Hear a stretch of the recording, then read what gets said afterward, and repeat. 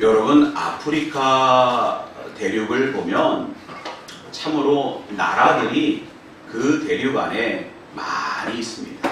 우리가 알고 있고 자주 들어본 그런 나라도 있지만 잘 알지 못하는 그런 나라들도 많이 있습니다.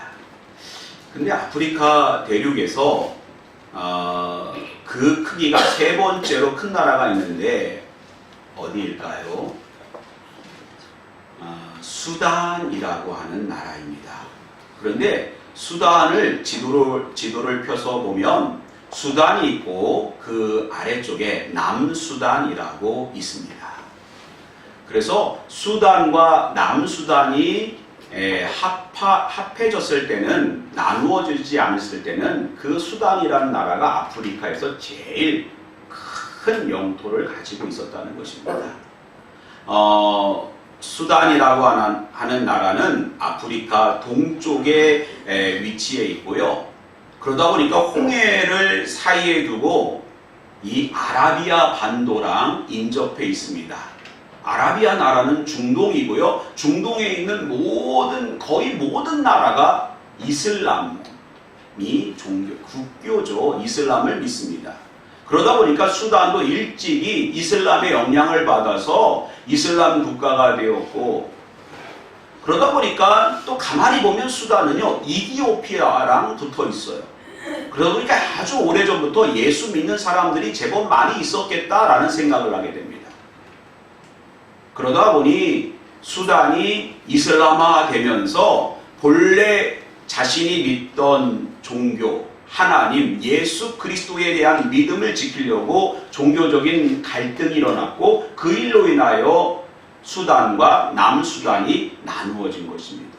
그 가운데 많은 사람들이 핍박을 받았고 심지어 학살을 당하는 경우도 종종 있었습니다.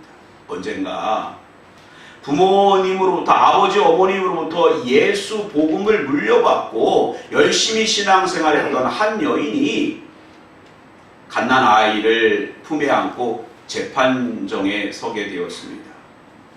판사는 어떻게 이 수단이 이슬람 전통을 너가 버리고 기독교로 개종할 수 있느냐고, 어떻게 예수를 믿을 수 있느냐고 그러면서 엄하게 그에게 판결을 내립니다. 100대의 태형과 교수형에 처하다. 그러니까 이슬람이 아니라 예수 믿는다는 그 이유 한 가지 때문에, 여러분, 아이 엄마가 100대를 맞을 수 있겠습니까? 아마도 100대 맞다가 돌아가셨을 거예요.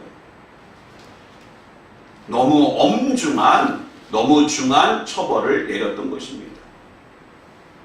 판사가 좀 미안했는지 그 아이 엄마한테 기회를 줍니다. 만약 3일 안에 내가 기독교를 포기하고 이슬람을 믿겠다고 그렇게 이야기하면 목숨을 살려주겠다. 더 이상 너의 죄를 묻지 않겠다. 그렇게 이야기하는 것입니다. 그런데 이 여인은 한치의 양보도 없습니다. 어떻게 신앙을 포기할 수 있습니까? 참된 신앙은 포기할 수 없는 것입니다. 제가 어떻게 예수를 버릴 수 있습니까? 절대로 포기하지 않습니다. 그리고서 감옥에 들어가서 교수형에 처할 때를 기다리고 있는 것입니다. 이 일이 여러 기자들에 의해서 세계적으로 퍼져나갔고, 국제사회는 수단의 정부와 그러한 사람들을 지탄하고 비판하기 시작했고, 그 여인을 죽이기만 하면 유엔이 가만 안 있겠다, 이러한 분위기가 형성돼 가지고요, 다시 재판관들이 그 여인을 풀어 주었다는 것입니다. 여러분, 우리는요, 신앙은 포기할 수 없는 것입니다. 그리스도인들은 우리가 끝까지 정말 우리의 빛을, 예수 빛을 내는 저와 여러분 되시기를 주님의 이름으로 축원드립니다. 네. 여러분, 우리를 성도라 그래요. 우리를 교인이다 또는 성도라 그럽니다. 성도라고 하는 것은 거룩한 백성이다 라는 뜻입니다. 우리가 왜 거룩합니까? 예수 그리스도의 십자가 보혈을 지나 하나님의 자녀로 우리가 거듭났기 때문에 거룩한 하나님의 백성임을 믿습니다. 그러므로요, 우리에게서 예수가 없다면 우리는 거룩한 백성이 아닌 것입니다. 반대로 우리가 예수 믿는 하나님의 자녀이면 우리 안에 거룩한 빛이 나야 될 줄 믿습니다. 예수가 우리 안에 있어서 예수 빛, 예수 맛, 예수 소망, 반드시 우리 안에 그러한 빛과 맛과 소망이 우리 가운데 증거되어져야 될 줄 믿습니다. 여러분, 요한계시록을 보면 2장에 서모나 교회를 소개하고 있는데, 서모나 교회가 큰 박해를 받았습니다. 당시에 소아시아에 있었던 교회가 박해를 받은 이유는요, 로마 황제를 신으로 섬기지 않았기 때문이에요. 그 사람들은 어떻게 황제가 사람이 신이 될 수 있느냐? 죽어도 그가 신이 아니다.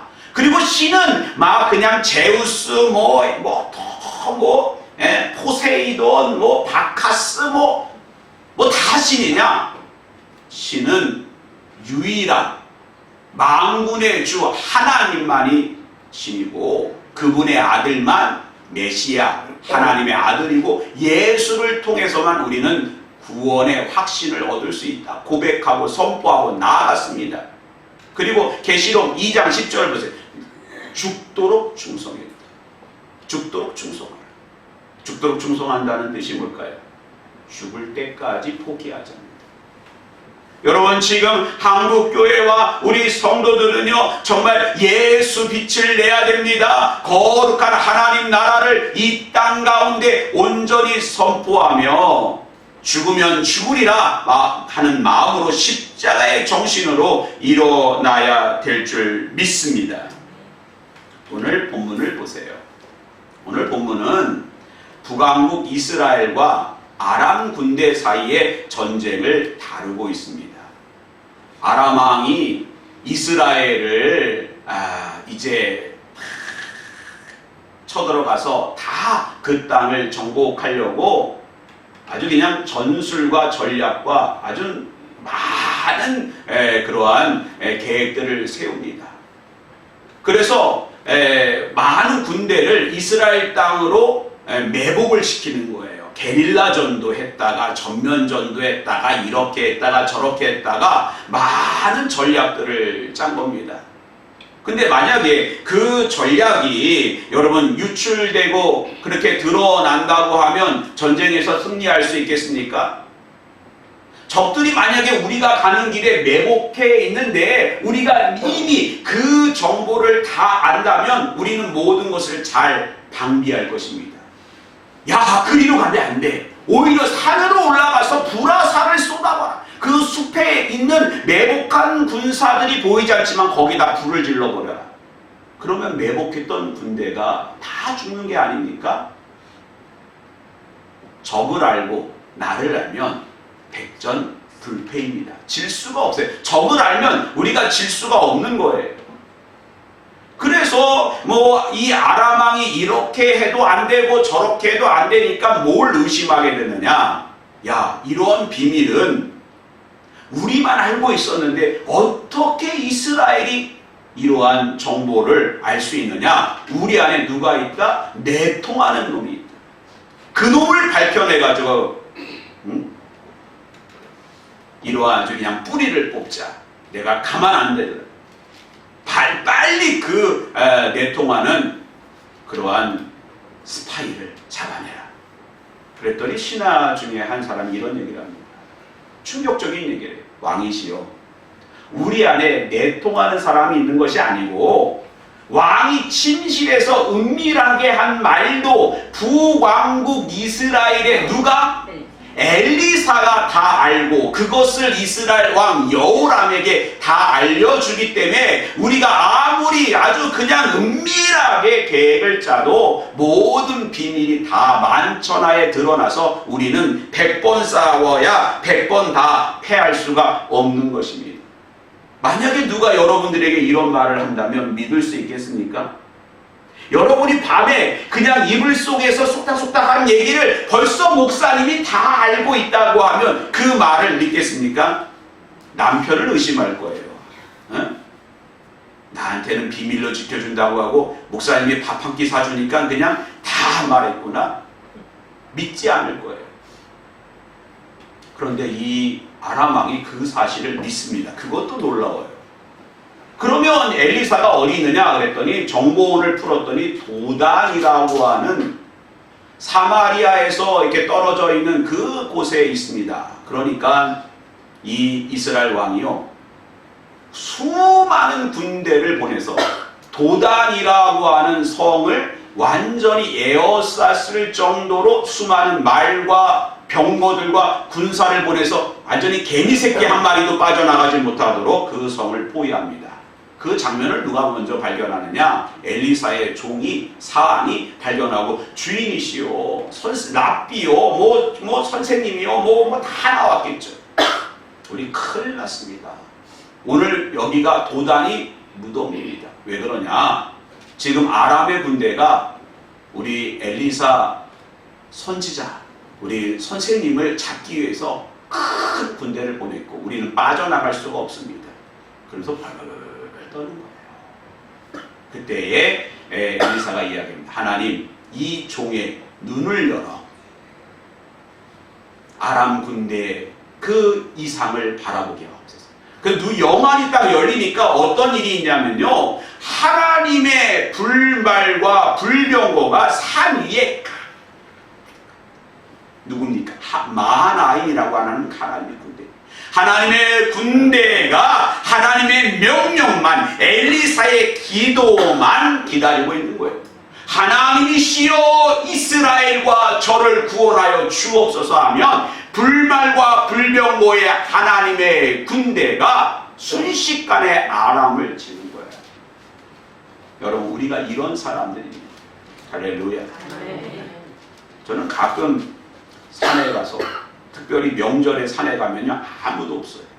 그래도 밤에 산에 가서 기도할 때 저기서도 쥐야 여기서도 쥐야 그러니까 누가 있구나 이러면서 이제 기도하는데, 명절 때 올라가면 아무도 없어요. 그럼 저 혼자 쥐야 하는데 갑자기 푸식. 그랬을 때 저는 이런 마음을 들어요. 하나님의 군대가, 불말과 불병거가 지금 이 청계산 위에 다 있는데 뭐 걱정한다. 그런 마음으로 빨리 기도하고 내려옵니다. 이것이 바로 하나님의 백성입니다. 하나님께서 엘리사의 기도를 들어서 아람의 군대, 그 수많은 군대의 눈을 멀게 하셨고, 엘리사가 그들을 다 데리고 오히려 사마리아에서 눈을 뜨게 했고, 한마디로 말해서 북한 군대가 내려왔는데 광화문 한가운데 다 이제 모아놨다는 거예요. 얼마나 좋아요. 수방사, 수도 경비사가 이제는 대포와 총을 가지고 명령만 내리십시오. 이러한 모양새입니다.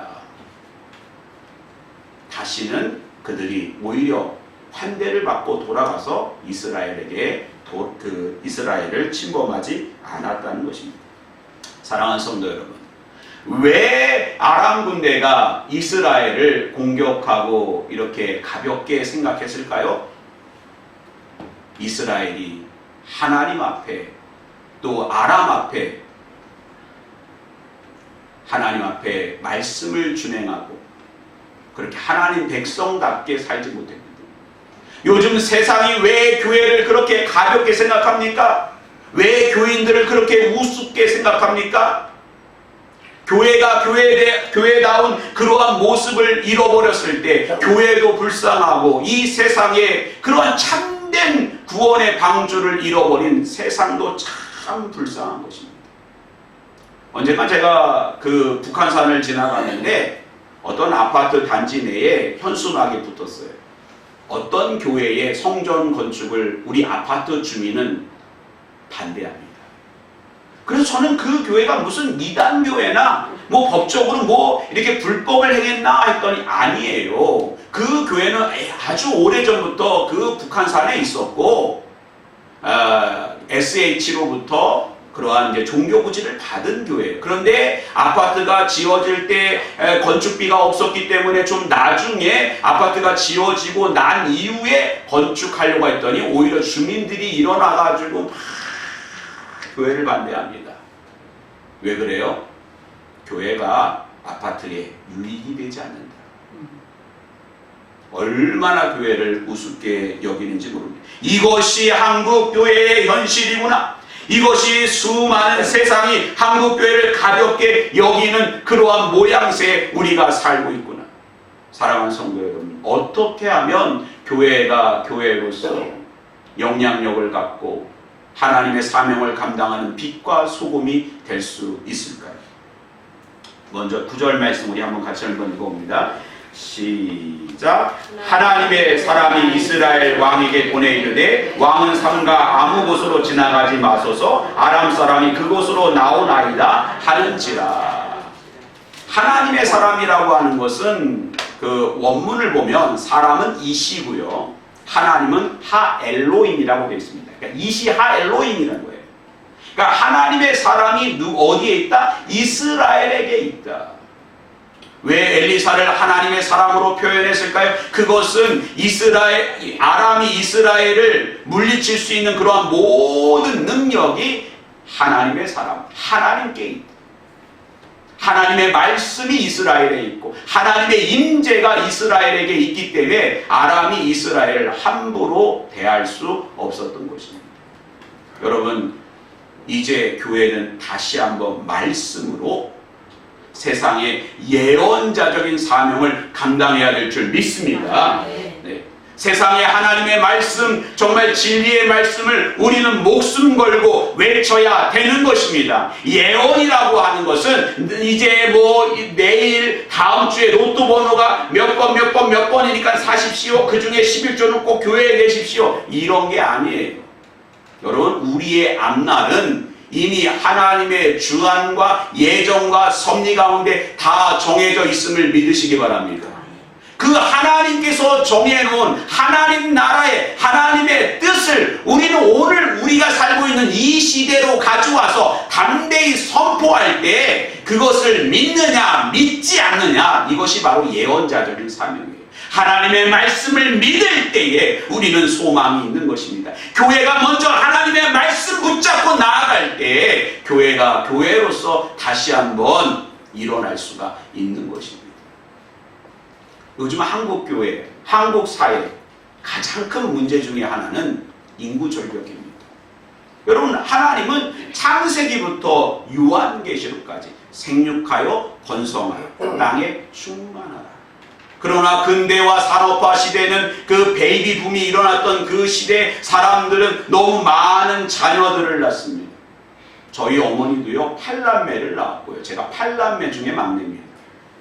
그러니 얼마나 많은 사람들이 이렇게 인구가 늘어났겠어요. 그때 정부는 기하급수적으로 늘어나는 그러한 인구에 대하여 뭐라고 얘기합니까? 둘만 낳아 잘 기르자, 하나만 낳아 잘 기르자, 그렇게 이야기할 때 교회는 침묵했습니다. 암묵적으로 동의한 겁니다. 그래, 둘만 낳아 잘 기르자. 심지어 저희 어머니도 며느리들한테 나처럼 8명 낳지 말라. 너희도 둘만 낳아 잘 기르라. 우리 어머니 하나님께 지금 책망받고 계실 거예요. 제가 보기에. 야, 너희가 왜 며느리들한테 둘만 낳아 잘 기르라 그랬냐? 너처럼 8명씩 낳으라 그러면 얼마나 좋았겠냐?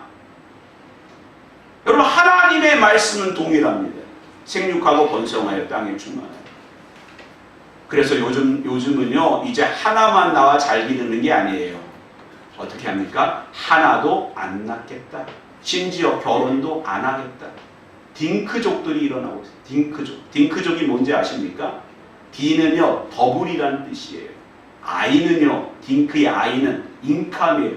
수입이 배가 늘었다라는 거예요. 어떻게 했는데?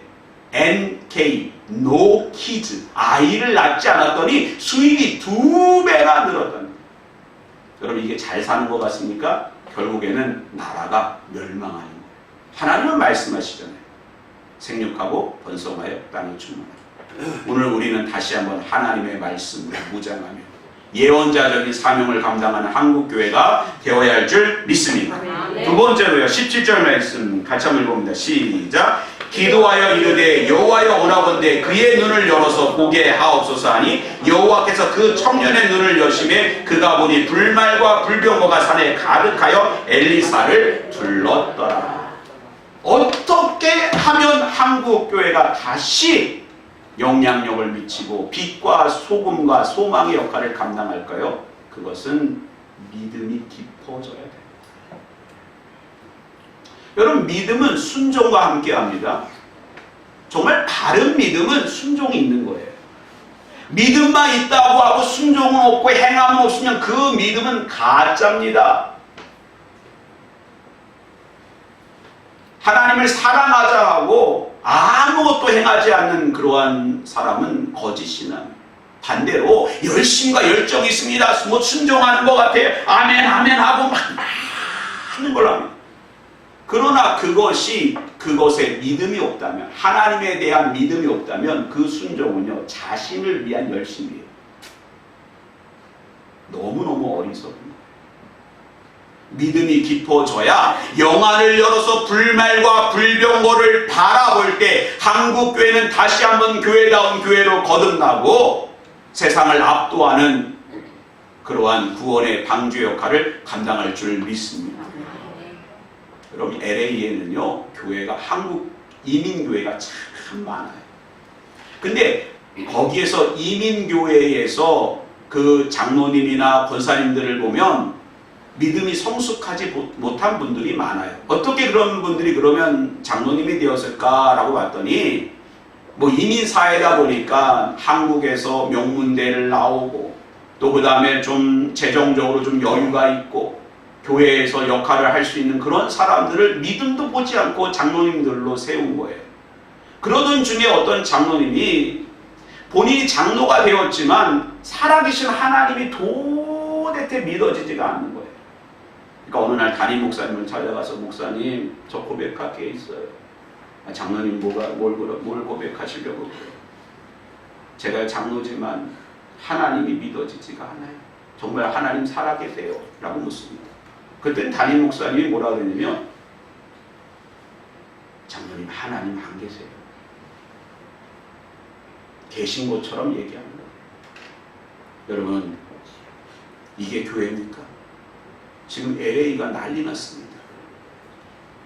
LA에 노숙인들이 가득 차고 있고 LA에 동성애자들로 가득 차고 있고 학교에서는 오히려 동성애를 조장하는 그러한 일들이 있다는 것입니다. 그래서 이민사회에 정말 신앙으로 믿음의 명문가를 세우려고 하는 그 수많은 사람들이 어디로 가는지 아십니까? 바이블 벨트를 지키는 텍사스로 모이고 있습니다. 그래서 지금 텍사스에 한국 교민들이 가득 차고 있다고 전해집니다. 여러분, 한국교회 LA가 남의 동네 이야기가 아닙니다.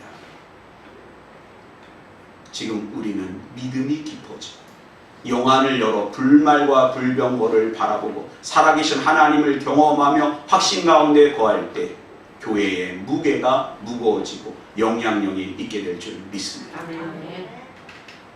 마지막으로 22절 같이 한번 보겠습니다. 시작. 대답하되 치지 마소서. 칼과 활로 사로잡은 자인들 어찌 치리까? 떡과 물을 그들 앞에 두어 먹고 마시게 하고 그들의 주인에게로 돌려보내소서 하는지라. 하나님께서 수많은 아람 군대와 군사들의 눈을 멀게 하셨고 완전히 무장해제시켰습니다. 여러분, 한국교회가 말씀으로 성령으로 충만하고 예수 빛을 온전히 비출 때 세상은 자신들의 어두움을 고백하며 무장해제되고 교회의 리더십, 하나님의 백성들, 하나님의 자녀들을 두려워할 줄 믿습니다. 결국에는 무엇입니까? 엘리사와 이스라엘이 그들에게 떡과 물과 하나님의 사랑을 베풀어 주었을 때 그들이 온전히 이스라엘을 따랐던 것입니다. 오늘 한국교회는 다시 한번 어디에 리더십이 회복될 수 있는지, 어떻게 해야 가벼운 성도, 가벼운 교회를 가볍게 여기지 않고 성도들을 가볍게 여기지 않고 예전처럼 교회의 그러한 목소리에 귀를 기울일까? 우리는 다시 한번 하나님의 말씀에 집중하여 겸손히 주님의 말씀에 귀를 기울이는 저와 여러분 되시길 주님의 이름으로 축원드립니다. 기도하겠습니다.